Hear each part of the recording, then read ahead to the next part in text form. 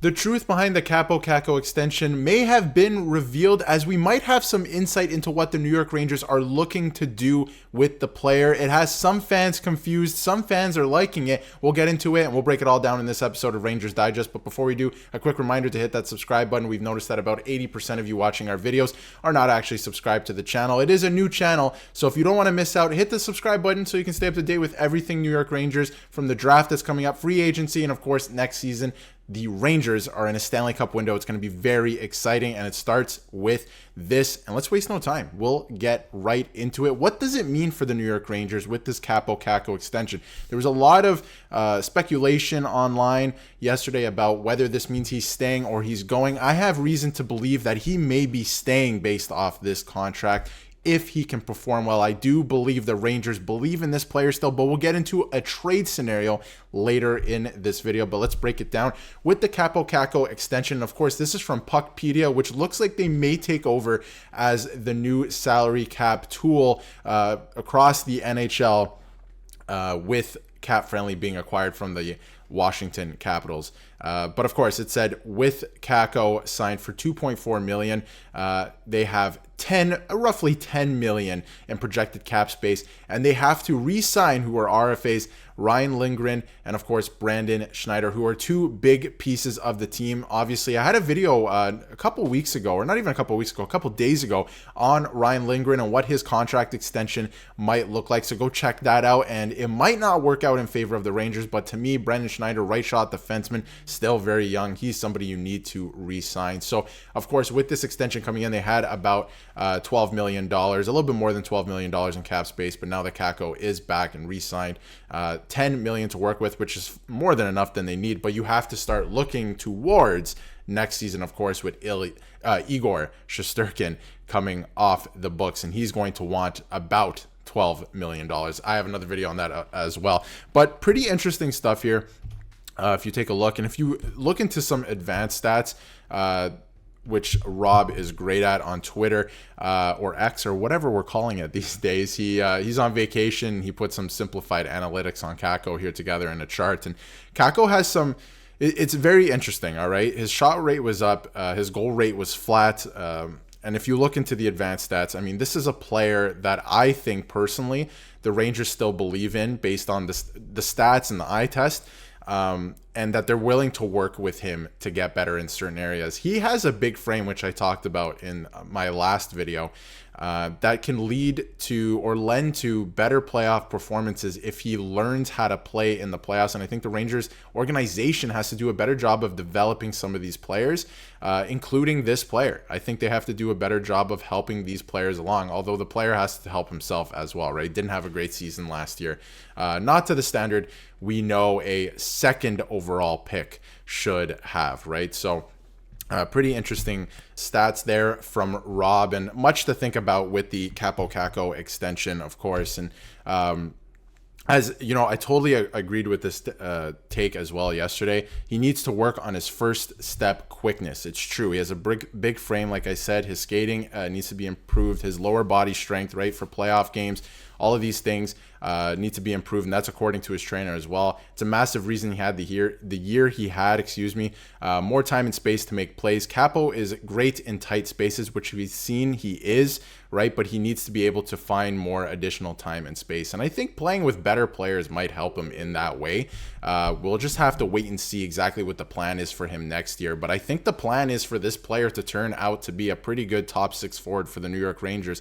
But management and coaching staff have to help him along, I believe. I think it falls on both parties, like I've been saying time and time again the last couple days. Now, we'll move into more of a trade scenario, all right, for the New York Rangers with this player, because I tend to believe that the Rangers are going to keep this player. I would tend to believe that, all right, based on some quotes. Actually, you know what? Let's get into a quote from Coach Peter Laviolette real quick before we get into a trade scenario on Kaapo Kakko. And he said, in my conversation with Kaapo, I took my responsibility as a coach. I didn't find it with him. Laviolette said this after stating that he believes that Kaapo does still have top six ability.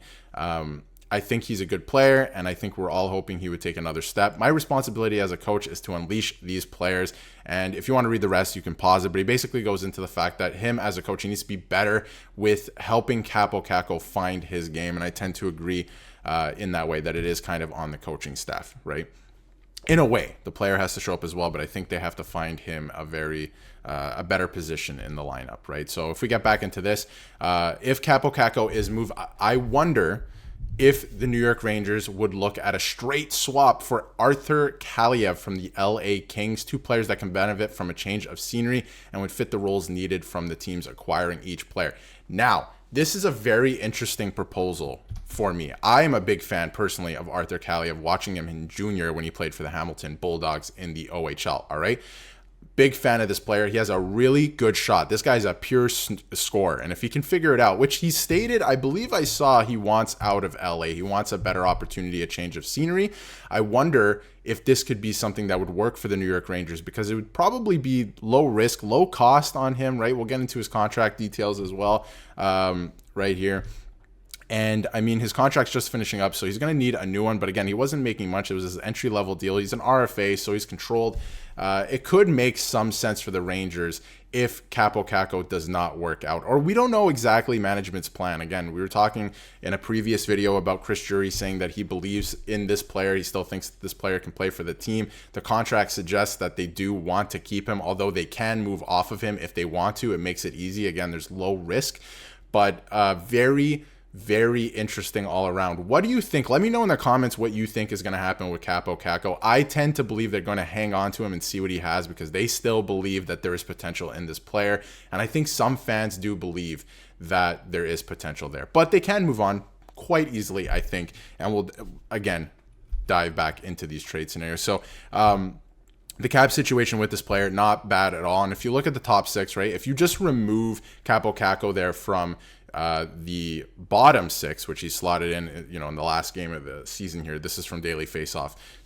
From the team will look different going into next year, not like this, right? But if you kind of mix and match, maybe you take off Filipino off that first line. Maybe you put Arthur Kaliyev there, or even on the second line, right? You mix and match your lines. Again, Kaliyev is a left shot, but I think he did play a lot of time on the right side, or he had at least in junior. So maybe he can find that again. I'm not saying it's an absolute fix for the New York Rangers, but I'm just saying it's an interesting scenario where you can get a score, and that might even help on a low cost basis help the top end scoring, which they needed help with. Obviously, that first line right wing spot needs somebody. I'm not saying Kaliyev would absolutely be the answer, but he might help. And if we dive into the stats here for both Kakko and Kaliyev. Kakko, of course, we went over in a video the other day. 19 points in 61 games last year. It's a disappointing year. It is. But again, this player is still young. He's only going to be 24 heading into this season. There is some time to figure it out still. And I think it lies on the coaching staff and on management to kind of help this player along, because I do think there is some potential there. And clearly they see it. They want to keep this player around, right? And he needs more ice time too. We talked about it in a video yesterday as well. He's averaging between 10 to 15 minutes a night. He needs a little bit more playing time, probably with higher end talent to make things happen, right? And I truly do believe that. And when you look at Kaliyev, a potential, trade partner, again, he's even younger. He is even younger. He's only going to be 23. Same type of, frame, could be built for the playoffs. Found some success in the OHL, but again, he couldn't find it in LA. They weren't using him. His usage was not correct. With that team, he needs a change of scenery. He's not putting up the points he should be. This guy is a goal scorer. It's what he does. He has a really good shot, so it could make sense for the New York Rangers in a way. But let me know in the comments what you think of not only this trade proposal, but what happens with Kaapo Kakko. Now, I do believe he stays with the team. I think the coaching staff, they want to figure it out with this player.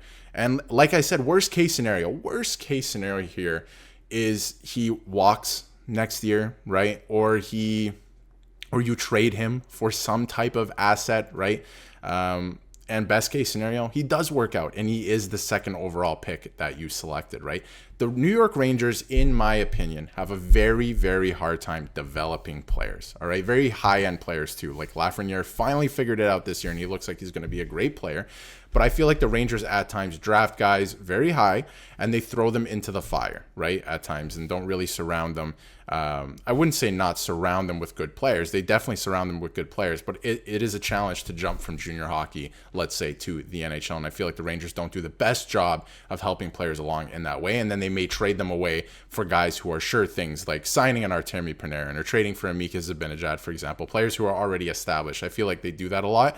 And I feel like the team, again, this is just my opinion, I feel like the team has to do a better job at developing young players like a Kaapo Kakko, for example, and Lafreniere. For, up until this season, that was a question mark as well. He was a former first overall pick. So we'll just have to wait and see what happens. But let me know in the comments what you think of the trade scenario and how Kaapo will do next year. And if you haven't yet, don't forget to hit that subscribe button so we can stay up to date with everything New York Rangers.